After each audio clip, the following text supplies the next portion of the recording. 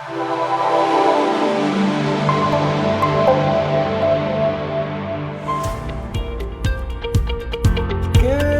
morning, Max. How are you doing today?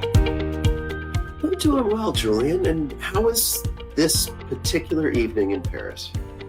Um, Fine. Nothing special, really. And today I don't want to talk about today. Today I want to talk about something that happened recently. 3 months ago. And that was a happy day. I want to tell you a bit about my birthday. How does it sound? Oh, okay. Oh, it's a birthday story. Well, do you need the couch for a birthday story, or is there? Well, it always feels comfy to be on the couch. So I'm going to say yes.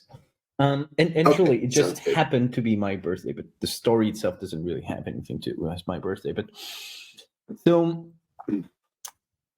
for my birthday, my wife invited myself and our daughter to a very, very, very nice, fancy French-style castle in the countryside, lost in the forest. Beautiful place. Fun. I obviously it was a birthday present, so I have no idea how much it cost, and whether that was supposed to be on the luxury end from a price point perspective or not. But it really felt that way. And so we went there just for one night, spending the first afternoon, the night, and next day morning. And I'm not going to go through everything and what it looked like and what the service was like, but there are just a few things that happen that I just want to underline because I thought that was worth mentioning. First thing, we arrive, we park, easy parking, worth noting because not That's always good. the case. Walk to the entrance, incredibly good and warm welcome, and walking you through everything, asking me like 15 times if I get questioned, if I need anything else, if they can help with anything. They show me the map, the map of the whole domain at this point, because it's not just you got a castle and everything around, explaining all the activities, everything you can do. And I guess that's probably one of the reasons. Well, you're going to many places already. This one I'm going to just go with my wife, if you don't mind. That may have been one of the many reasons why my wife picked this one. There was this incredible. She knows me well. There was this incredible. 7 to 10 you have breakfast. 10 to 11 you have brunch. 11 to 2 you have lunch. Then you have snack. Then you have appetizer, then you have dinner, then you have supper. You could basically eat the entire day, which is one of my favorite activities on earth. So probably one of the reasons why she picked it. So they explain the whole stuff. Incredibly warm welcome.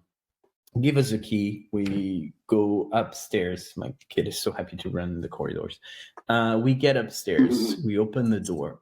And there we got the room, which is not fancy. Old castles, as much as you try to make it nice, it's still an old castle. So it's not fancy, but it's clean and nice and everything you'd like. Bunch of balloons on the bed. There is a baby bed for my kid that's just there. Very well organized. They have that, I have no idea how you call this, board that you use to change the diapers, which usually no hotel provide. They got a nice high quality bed for the kid, which usually you get the crappy stuff they found, which is broken everywhere. They have a nice little plush for the kid waiting in the bed, which made my kid crazy and super happy. They got a bunch of extra covers, super soft for the kid. And for me, they got a card, simple card that was on the nightstand. But what's special is handwritten note, long handwritten note signed by the local manager. And I was just trying, I can't help myself. So I was trying to do the math in my head. How much did that cost? They had a plush, which, well, if you buy it, if you are in an airport as a consumer, you probably pay 25 euros for that thing. But if you are buying, large amount as a hotel, it's probably 1 or 2 euros top out of, I don't know how much he paid, but there's probably nothing on the room price. Right. There was a nice note, specifically because it's my birthday. I guess not all of their guests have their birthday each and every day they come. So it's probably once a week, once a month that they have to write this kind of stuff. It was somehow personalized. There's my name there. There are a few elements that's touching because it's not printed from the computer. That's a real human being doing that. It costs literally nothing except for the card, 5 cents. And then, having all set up and well organized in the balloons, 5 minutes of someone's time to try to fill them up, probably. And I mean, the whole weekend was like that. And I just wanted to highlight how this little touches that don't cost much made me so satisfied with my stay. It made it a fantastic experience. Not everything was perfect. So the bathroom was a little bit outdated. There were a few things here and there, but I didn't care about any of this because, such a pleasant start with all this little thing that cost nothing and made it incredibly powerful to me. And I just wanted to share that because I usually come to the couch to whine about something. So when there is something positive, it's probably, worth saying it and trying to analyze what did they do right that others could do to replicate the same level of positive experience.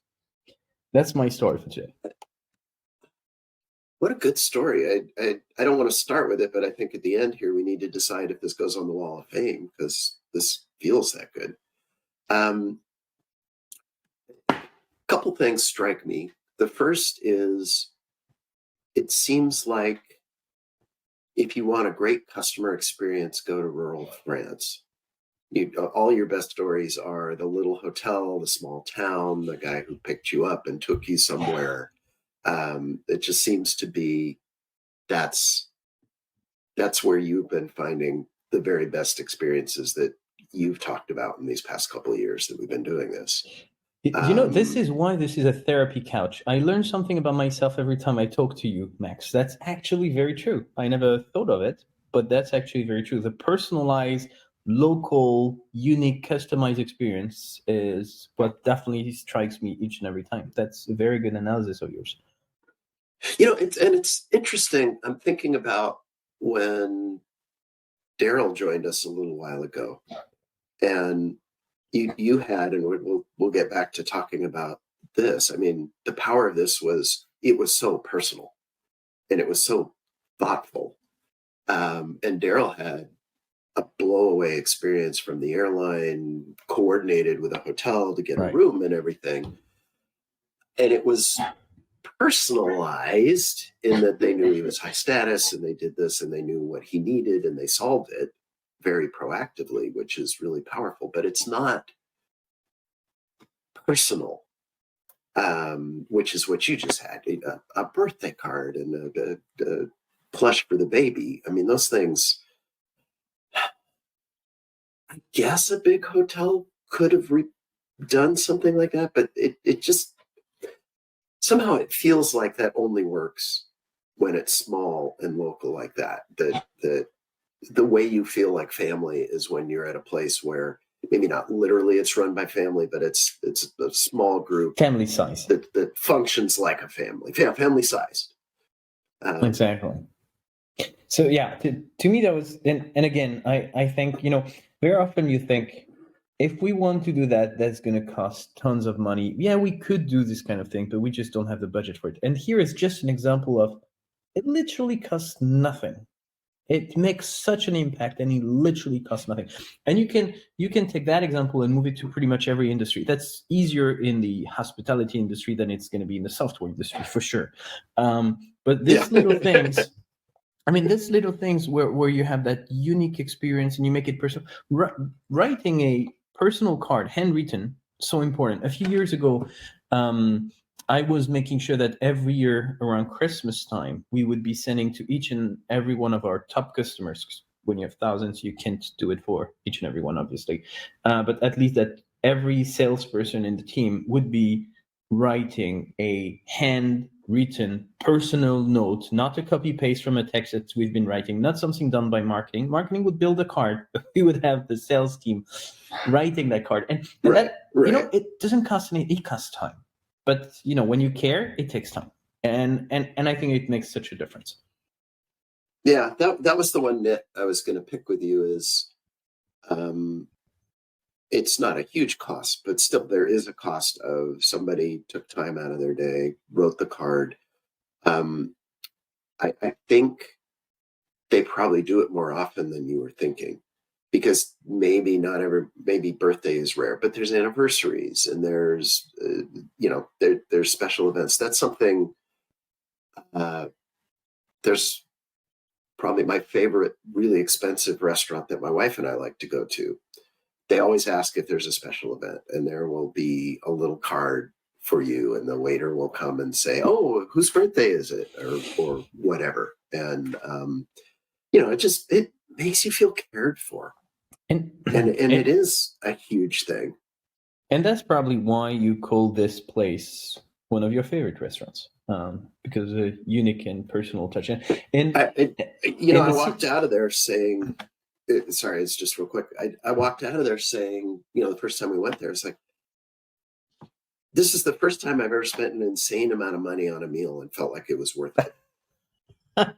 Well, you did the same thing with taxis in Hong Kong, but let's not open this old wound. I was going to say on this one, in the CX world, we talk about rituals. Rituals being, something that you build that is easy to repeat over and over again because it's going to have that positive impact. And writing a personal card, asking if you're the person at the restaurant taking reservation, asking if there is a special event. Those are the kind of ritual that are just, once it's part of your daily life, it's no longer a burden. Exactly. That's just something you do. That's part of your job. And therefore, what feels like an extra load of work just become part of the experience, and it has a positive impact. And usually the positive impact completely overcomes whatever initial investment you had to put in. That's a really good point. And I can just imagine that the people who write those cards at that hotel, it just feels good knowing you've done it. But I'm sure, a decent percent of the time, you come down to the lobby and say, "But that was so nice. Thank you for the card," or something like that. And they get, an interaction back for it. So yeah, I'm writing those cards. It's 5 minutes or less, even if I'm doing 4. And that makes a big difference. Well, I did not go downstairs to thank anyone, so thank you for making me feel guilty about it. I actually felt better before the session. But love your insights. Look, Max, thank you so much. That was super insightful. Love the analysis. It's really a therapy. I get to know myself a little bit better each week. So thank you so much for your time. And I wish I could return the favor next week. And I believe I will, right? You'll have a story for me? I will. And maybe you can write me a note before saying, "I'm so excited to talk to you about whatever it is you want to talk about." I'll ship that. Not sure we'll hit you before next week, but I'll try my very best. Thank you so much, Max. Have a beautiful day. All right. Thanks, Julien. Bye. Bye.